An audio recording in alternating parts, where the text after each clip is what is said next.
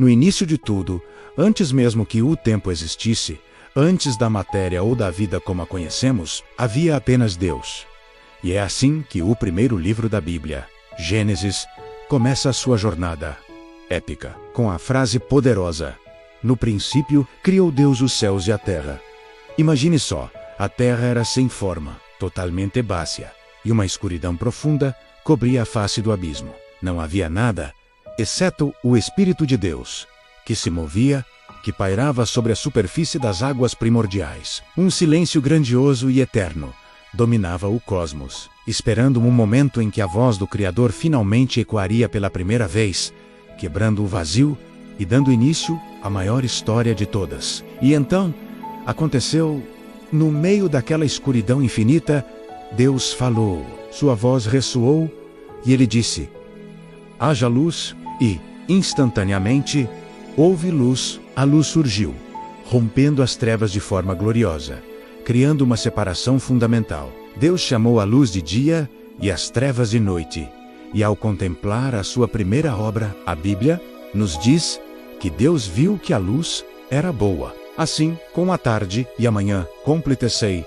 o primeiro dia da criação, um dia que marcou o fim do vazio e o começo de um universo ordenado. No segundo dia, a voz de Deus soou novamente pelo cosmos. Ele disse: haja uma expansão no meio das águas, e haja separação entre águas e águas.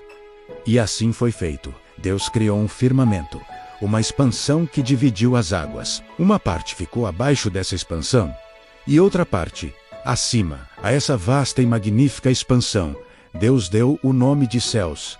E com a tarde e a manhã, o segundo dia da criação se encerrou, estabelecendo a atmosfera e o céu que vemos acima de nós. Cada passo da criação revelava um propósito divino, uma ordem perfeita se desdobrando. Chegamos ao terceiro dia. Deus olhou para as águas que cobriam a terra e ordenou: ajuntem-se as águas debaixo dos céus num só lugar, e apareça a porção seca. Imediatamente, as águas obedeceram. Elas se reuniram, formando os grandes oceanos e mares, e a terra seca emergiu. O seca Deus chamou de terra, e ao ajuntamento das águas chamou de mares. E mais uma vez, a Escritura afirma: e viu Deus que era bom. Mas o terceiro dia ainda não havia terminado. A terra estava pronta, mas vazia. Então Deus deu uma nova ordem: produza a terra erva verde, erva que dê semente, e árvores frutíferas que deem fruto segundo a sua espécie, cuja semente esteja nele, sobre a terra. E a terra obedeceu. Campos verdejantes, florestas majestosas, plantas de todos os tipos e árvores carregadas de frutos brotaram por toda parte. A vida vegetal explodiu em cores e formas.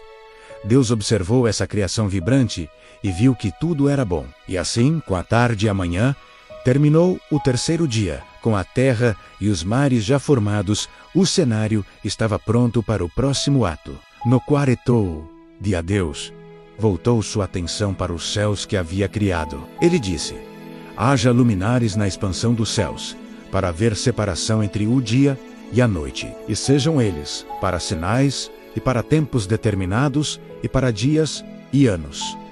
E assim, ele criou o grande luminar, o sol, para governar o dia, e o luminar menor, a lua, para presidir a noite. Mas ele não parou por aí. Ele também fez as estrelas, incontáveis pontos de luz cintilando na imensidão do espaço, como testemunhas silenciosas da sua glória. Esses corpos celestes não apenas iluminariam o mundo, mas também marcariam o ritmo do tempo, as estações, os dias e os anos. E Deus viu que isso era bom. E com a tarde e a manhã, encerrou-se o quarto dia da criação. O quinto dia amanheceu, e a atenção de Deus se voltou para as águas e para o ar. Com uma nova declaração poderosa, ele ordenou: produzam as águas abundantemente répteis de alma vivente, e voem as aves sobre a face da expansão dos céus. E os mares, antes silenciosos, de repente se encheram de vida. Criaturas de todos os tamanhos e formas surgiram. Grandes baleias, cardumes de peixes, seres marinhos fantásticos. A vida pulsava nas profundezas. Ao mesmo tempo, os céus se encheram com o som e o movimento das aves, que voavam livremente sobre a terra. Deus criou cada espécie, cada ser vivo dos mares e dos céus. E ele os abençoou, dizendo: frutificai e multiplicai-vos, e enchei as águas nos mares, e as aves se multipliquem na terra. E Deus viu que era bom, e com a tarde e a manhã, o quinto dia se completou. Chegamos ao sexto dia, o clímax da criação da vida animal. Deus ordenou: produza a terra alma vivente, conforme a sua espécie, gado e répteis, e feras da terra conforme a sua espécie. E assim foi. Das florestas às savanas, dos desertos às montanhas, a terra se encheu de animais, feras selvagens, rebanhos de gado e pequenas criaturas que rastejavam pelo chão, cada um segundo a sua espécie, num ecossistema perfeito e diverso. E Deus viu que toda essa vida que ele havia criado era boa.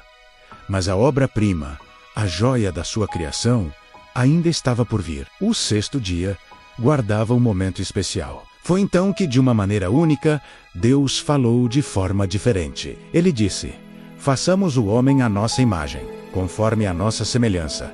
Este ser seria distinto de todos os outros. Ele teria a capacidade de governar, de pensar, de amar, de criar. Ele refletiria o próprio Criador. E assim, do pó da terra, Deus formou o homem.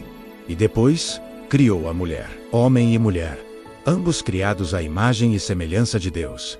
E ele os abençoou dando-lhes uma missão: frutificai e multipliquai-vos e enchei a terra, e sujeitai-a, e dominai sobre os peixes do mar, e sobre as aves dos céus, e sobre todo o animal que se move sobre a terra. Deus também lhes deu o sustento, todas as plantas que dão semente, e todas as árvores com seus frutos. E para todos os animais, ele deu a erva verde como alimento. Ao final daquele sexto dia, o trabalho estava concluído. Deus olhou para tudo o que havia feito. Ele contemplou os céus repletos de estrelas, a terra coberta de vida, os mares pulsando com criaturas, e o homem e a mulher, coroados de glória, no jardim que ele preparou. A Bíblia então nos dá a avaliação final do Criador: e viu Deus tudo quanto tinha feito. E eis que era muito bom. Não apenas bom, mas muito bom, perfeito, completo. E com a tarde e a manhã, encerrou-se o sexto dia. O primeiro capítulo de Gênesis é mais do que uma história sobre o começo do mundo. É um poema sobre o poder, a ordem e o amor de um Deus que planejou cada detalhe do universo e nos colocou nele com um propósito. Obrigado por ter assistido e viajado conosco por essa história incrível da criação. Se você gostou deste vídeo e quer continuar explorando as narrativas da Bíblia, não se esqueça de deixar o seu like, compartilhar com seus amigos e, o mais importante, se inscrever no nosso canal para não perder os próximos capítulos. Até a próxima!